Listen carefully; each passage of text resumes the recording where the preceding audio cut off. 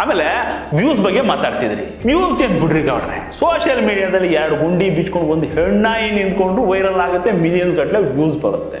ಕಾಪಿನಾಟ್ ಚಂದು ಹಾಡು ಹೇಳೋ ವಿಡಿಯೋ ಕೂಡ ಲಕ್ಷಗಟ್ಟಲೆ ವ್ಯೂಸ್ ಆಗ್ತವೆ. ಹಂಗಂತ ಅವ್ರು ಚೆನ್ನಾಗಿ ಆಡ್ತಾರೆ ಅಂತಾನೆ. ಮೊನ್ನೆ ಒಂದು ಹುಡುಗಿ ಹಾಡು ಹೇಳಿರೋ ವಿಡಿಯೋ ಒಂದೇ ದಿನದಲ್ಲಿ 1.5 ಕೋಟಿ ವ್ಯೂಸ್ ಆಯಿತು. ಹಂಗಂದ್ರೆ ಆ ಹೆಣ್ಮಗಳು ಒಳ್ಳೆ ಸಿಂಗರು ಅಂತಾನ ಅಂತ. ನಿಮ್ಮದು ಹಾಗೆ. ಅದಕ್ಕೆ ತಲೆ ಮೇಲೆ ಕೋಡ್ ಬೆಳೆಸ್ಕೊಂಡ್ರೆ ಹೆಂಗೆ ಗೌಡ್ರೆ? ನಾನು ಯಾವತ್ತೂ ವ್ಯೂಸ್ ಬಗ್ಗೆ ತಲೆ ಕೆಡಿಸ್ಕೊಂಡವನಲ್ಲ. ಧರ್ಮಸ್ಥಳದ ಪರವಾಗಿ ಮಾತಾಡೋ ವಿಡಿಯೋಗಳಿಗೆ ಯಾಕೆ ವ್ಯೂಸ್ ಬರಲ್ಲ ಅಂತಲೂ ನನಗೆ ಗೊತ್ತು.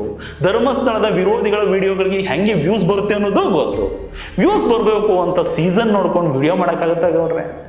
ನೀವು ವಿಡಿಯೋ ಮಾಡಿ ಕ್ಲಾರಿಟಿ ಕೊಡಲೇಬೇಕು ಅಂತಿದ್ರೆ ನಾನು ಹೇಳಿದ್ದ ಒಂದಷ್ಟು ಸೀರಿಯಸ್ ವಿಚಾರಗಳ ಬಗ್ಗೆ ಮಾತಾಡಿದ್ರೆ ಚೆನ್ನಾಗಿರೋದು. ನನ್ನ ಅರ್ಹತೆ ಬಗ್ಗೆ ಮಾತಾಡೋ ನಿಮ್ಮ ಯೋಗ್ಯತೆ ಏನು ಅಂತ ಜನಕ್ಕೂ ಗೊತ್ತಾಗಿರೋದು.